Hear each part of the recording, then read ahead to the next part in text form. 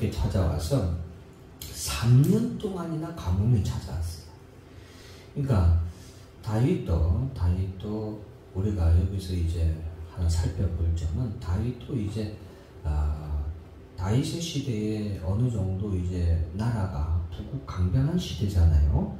그렇기 때문에 다윗도 1년의 기근도 그냥 넘어갔다 이 말이에요. 그리고 2년의 기근도 뭐 그럴 수 있지 하고 넘어간 거예요. 그리고 3년째 이르러서는 다윗이 하나님 앞에 간구를 하게 됩니다. 이것을 통해서 우리가 알 수 있는 것은 다윗이 상당히 또 영적으로도 상당히 둔감한 때에 있구나. 왜냐하면 다윗의 삶을 보면은 다른 사람은 모르겠지만 다윗의 삶을 보면은 다윗은 어떤 문제가 있으면 즉각적으로 하나님께 기도하는 아주 영적으로 민감한 사람이었거든요. 근데 이 다윗의 시대의 기근에 있어서는 3년째에 이르러서야 하나님께 기도하는 모습을 볼 수 있잖아요. 그래서 우리가 그런 부분에 있어서 다윗이 영적으로 조금 둔해진 그런 상황이다라는 것을 우리가 알 수 있고, 또 하나는 이렇게 여전히 그래도 보면은 다윗은 어때요? 여전히 어떤 문제가 발생했을 때 그것을 하나님께 찾는, 하나님께 간구하는 그런 다윗을 볼 수 있잖아요. 그래서 사랑하는 성도 여러분, 우리도 이런 성경 말씀을 통해서 우리가 이제 오후 시간은 어떤 주제나 어떤 내용에 대한 설교가 아니라 이제 하나님의 구원의 역사의 흐름을 살펴보는 시간이지만, 그럼에도 불구하고 이런 것들을 우리가 좀 배울 필요는 있어요. 교훈을 잘 새겨야 된다. 그래서 어떤 문제를 다른 곳에서 찾으려고 하지 말고 문제 해결을 항상 어디에서 찾으라? 하나님께 기도함으로 찾아야 된다는 것을 배워야 되겠습니다. 자, 그럴 때에 하나님께 간구했더니 어떻게 해서 이 3년 기근이 찾아왔을까라고 하나님께 기도하는 거죠. 기도하는 것 자체가 만왕의 왕이신 하나님을 인정하는 거죠. 이거 자체가 믿음이에요. 하나님께 기도하는 것 자체가 믿음이에요. 그래서 그랬더니 하나님께서는 사울의 시대에 기브온 사람들이 학살당했던 사건을 하나님께서 얘기하십니다. 그래서 이제 이것은 이제 다윗은 모르는 내용이에요. 모르는 내용이고 뭐 때문에 그랬냐면 사울이 이스라엘 백성들에게 초대 왕으로 등극을 하게 되잖아요. 근데 사울이 이스라엘의 초대 왕으로 등극을 하고 나서 이 사울이 이스라엘 백성들에게 정치적인 지지도를 올리기 위해서 사울왕이 하나의 아주 악한 계획을 세웠는데, 그것이 뭐냐면 기브온 사람들을 죽이는 거예요. 학살하는 거예요. 그럼 왜 기브온 사람들을 죽이는 게 이스라엘 백성들로부터 정치적인 지지율이 올라가냐? 이스라엘 백성들이 기브온 사람들을 굉장히 싫어했거든요. 마치 일본 사람들이 일본에 있는 한국 사람들을 미워하는 그런 수준인 거예요. 그러니까 지금도 요즘에 지난번에도 태풍 불고 난리 났을 때 그 원인이 한국 사람이 또 뭐 했다고 한국 탓을 하잖아요. 관동 대지진 때도 그래서 한국 사람들 엄청 학살을 당했잖아요.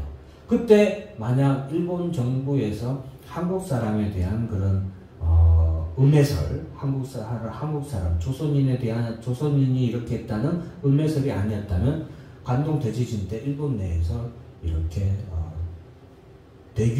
대규모 정부에 대한 대규모 동요가 일어났을 거다라고 하는 거예요. 그만큼 이제 한국에 대한 그런 학살을 일본 사람들 내에 이렇게 좋아하는 그런 부분이 있나 봐요. 근데 이 이스라엘 내에서도 그렇거든요. 기브온 사람들은 그 예전에 가나안 땅에 있는 족속들 가운데, 부족들 가운데 가나안 땅에서 유일하게 이스라엘 백성과 합친을 맺자, 이스라엘 백성들을 물론 여호수아와 이스라엘을 속이긴 했지만 합친을 맺어서 영원히 이스라엘 백성의 집단에 함께하기로, 쉽게 말하면 화친 동맹을 맺은 족속이거든요. 그런데 이 사람들은 그 여호수아 때 이후로 이스라엘 백성들과 함께 살기는 사는데, 이스라엘 백성의 백성으로서 함께 살기는 사는데 약간 무시당하며 살았어요. 그러니까 천민계층으로 이렇게 하대를 받고 무시를 당하는 업신여기며 살아왔거든요. 그럼에도 불구하고 이 기브온 족속들은 계속 살아온 거예요. 근데 이제 사울의 때에 이 기브온 사람들을 학살한 거예요. 사울이 정치적인 이 지지도를 올리기 위해서 이스라엘 백성들에게서 호감을 얻기 위해서 이들을 학살을 했고, 이스라엘 백성들은 그것에 대해서 아주 열렬히 사울을 지지했었죠. 그때 있었던 사건에 대해서 하나님께서 지금 다윗의 때에 3년의 기근을 내리시는 거예요. 제가 오늘 이 말씀을 통해서 우리가 꼭 하나 알아야 되는 것은 공의의 하나님을 꼭 기억해야 됩니다. 보세요. 사울의 때에 이 사건은 억울한, 기브온 사람들이 얼마나 억울하게 죽어갔어요. 그죠? 그리고 사울은, 그리고 기브온 사람들을 학살한 이스라엘 백성들은 어때요? 아주 자신들이 악을 저질렀음에도 불구하고 아무런 징계도 안 받고 넘어갔잖아요. 잘된 줄 알고. 그죠? 왜? 정치적 지도가 올라갔잖아요.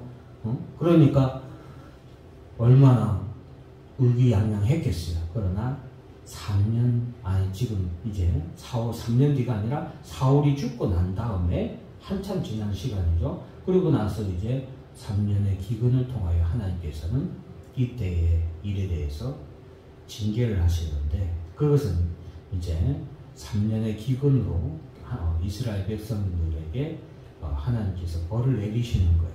그러니까 우리가 정치인들도 그렇고 재판장들도 그렇고 공무원들도 그렇고 모든 그리스도인들이 이 땅에서 왜 공의를, 의를, 정의를 행해야 됩니까? 하나님이 반드시 죄에 대해서 뭐하니까? 심판하시거든요. 내가 이렇게 지금 잘못했다고 해서 그것이 그냥 하나님도 속이고 다 속이고 그냥 흘러갈 것 같죠. 그러나 하나님은 죄에 대해서 반드시 뭐한다? 심판하신 하나님. 죄에 대해서 절대로 그냥 넘어가지 않으신다라는 것을 우리가 꼭 알아야 돼요. 그래서 심판의 때는 반드시 찾아옵니다. 이것을 기억해야 돼요. 그러나 우리 예수 그리스도를 믿는 자마다 그 하나님의 죄에 대한 완벽하고 한없는 그 뭐라고 할까요? 추격. 응? 하나님은 죄를 끝까지 추격해서 그 죄에 대해서 징계를 하신다 이 말이에요. 근데 우리가 거기로부터 우리가 면제를 받고 구원함을 얻은 것을 감사해야겠죠. 어쨌든 이 사건으로 인해서 다윗이 이제 기브온 사람들을 불러다가 너희를 위해서 내가 어떻게 해야 하나님 앞에서 내가 속죄를 받을 수 있겠느냐, 하나님의 이 징계에서 우리가 용서함을 받을 수 있겠느냐 하니까 기브온 사람들이 사울의 집에서 7명을 우리에게 넘겨달라라고 얘기를 합니다. 7명을 넘겨달라고 해요. 물론 기브온 사람들은 더 많이 수십 명이 학살됐겠죠. 어느 정도 학살됐는지 나오지 않지만 어쨌든 더 많이 학살됐겠지만 사울의 사람 7을 달라고 해요. 근데 이때 다윗이 누굽니까? 요나단, 자기 형제였던 친구였던 요나단과의 약속을 기억하고 요나단 스라의 사람들을 제외합니다. 제외하고 사울의 다른 소생들 7을 갖다가 이 기브온 족속들에게 넘겨줍니다. 그래서 사울의 자손들 가운데 7명이 기브온 백성들에게 넘겨주고 그들이 목이 달려서 쉽게 말하면 처형을 당하게 되죠. 10절 다 같이 읽어볼까요? 시작. 아나의 딸 리스바가 붉은 배를 가져다가 자기를 위하여 바위 위에 펴고 곡식 들기 시작할 때부터 하늘에서 비가 시체 쏟아지기까지 그 시체에 가지는 공중에 새가 앉지 못하게 하고 밤에는 들짐승이 먹어지 못하게 하니라. 네, 여기는 이제 뭐 여러 가지 의미가 있지만 지금 우리가 3년의 가뭄, 기근이 있었다 했잖아요. 그런데 이제 그 7명의 사울 왕의 후손이 이렇게 기브온 사람들로부터 죽게 되고 난 다음에 비로소 하늘에서 뭐가 되겠다? 비가 내리게 돼요. 근데 바로 내린 게 아니고 어느 정도 좀 시일이 걸렸던 것 같아요. 그래서 비가 내릴 때까지 아야의 딸 리스바가 그 공중에서 시체를 범하지 못하도록 계속 이렇게 쫓아내게 한 거예요. 그리고 이제 비가 내렸다는 것은 이러니까 하나님께서 뭐 한 거예요? 진노를 푸셨다는 거죠. 그래서 이런 일이 이 다윗에게 이제 알려지게 됩니다. 자, 다윗에게 알려지게 되고 이제 그 이후에는 이제 하나님의 이제 재앙이 그치게 되고 그 다음에 이제 또 하나 이제 나온 것은 거인족들이 다윗의 손에 죽게 되는 내용들이 이제 기록되어 있습니다. 뒤에 이후로는. 그래서 오늘 본문에서 사실은 중요한 것은 꼭 내가 죄를 짓지 않았더라도 우리 가운데 환난이나 고난이 당할 수가 있는 거예요. 이것을 아셔야겠죠. 우리가 이것을 알아야 되고 그것이 내 남편의 죄로 인해서 내게 화가 올 수도 있는 거예요. 다윗 입장에서는 억울해요? 안 억울해요? 억울하잖아요. 사울이 지은 죄를 왜 사울한테 책임을 안 하고 하나님께서 추궁을 안 하시고 다윗에게 했냐는 말이에요. 억울하겠어요? 안 억울하겠어요? 억울하겠죠. 근데 우리가 여기서 생각을 바꿔야 돼요. 무슨 생각이냐? 사울의 죄지만 누가 대신 그 죄에 대해서 덕을 베풉니까? 바로 시행을 합니까? 다윗이 바로 시행을 하잖아요. 이것은 다윗에게는 억울한 일이 아니라 오히려 다윗에게는 뭐예요? 하나님이 주시는 축복인 거예요. 이렇게 바꿔서 우리가 믿음으로 바라볼 수 있는 믿음이 있어야 돼요. 이해하시겠죠? 여러분 기억하세요. 우리 앞에 어떤 고난이 너무나도 황당하게 다가올 때가 있어요. 나는 분명히 신앙생활 열심히 했는데, 나는 분명히 내가 하나님 앞에서 열심히 살았는데 왜 이런 일이 일어날까 생각할 수 있단 말이에요. 그죠? 그런 때가 있을 거 아니에요? 그럴 때 여러분 당황하지 마세요. 그 고난은 하나님께서 우리에게 주시는 축복일 가능성이 매우 큽니다. 오늘 다윗과 같이 다윗이 저지르지 않은 것임에도 불구하고 다윗의 때에 이러한 문제들이 해결되는 것은 하나님께서 다윗으로 하여금 그 문제를 해결하도록 하시고 다윗에게 그것을 복으로 주시는 거예요. 그래서 우리가 그렇게 올 때에 우리 앞에 어떤 이해가 안 되는 어떤 고난이 올지라도 그것에 대해서 우리가 하나님께 감사하고, 야, 하나님께서 또 이렇게 이 고난을 통해서 나에게 또 복을 주시려나 보다, 이렇게 긍정적으로 또 진취적으로 생각을 하시고 믿음을 가지고 그 문제에 대해서 하나님께 기도하세요.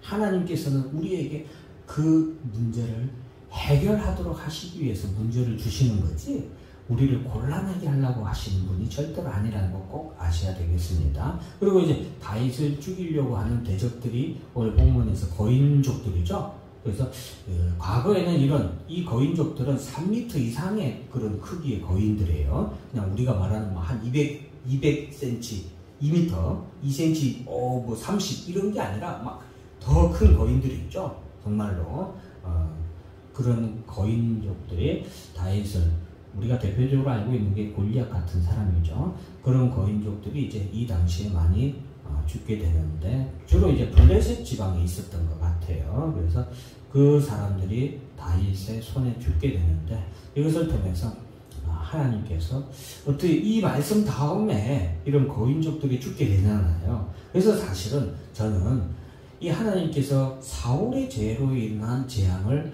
다윗이 해결하도록 하시고 하나님께서 그 축복으로 그 다윗의 대적들을 다윗에게 맡기지 않았나, 저는 그렇게 보고 있습니다. 그래서 우리가 닥치는 그런 환난에 대해서 공의 하나님은 꼭 기억해야 된다. 보세요. 사울의 죄가 그냥 없어지지 않더라. 반드시 하나님께서 뭐하더라? 심판하시더라. 또 다윗도 마찬가지요. 다윗 자기가 저지른 죄가 아니잖아요. 그럼에도 불구하고 자기가 해결했잖아요. 거기에 대해서 하나님이 이번엔 다윗에는 무엇으로? 상으로 공의를 베푸시잖아요.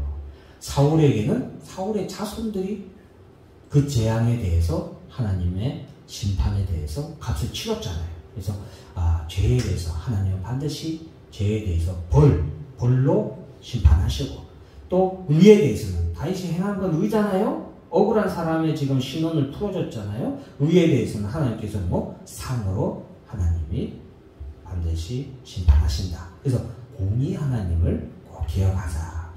우리 기도하겠습니다. 하나님 아버지 감사를 드립니다. 오늘 우리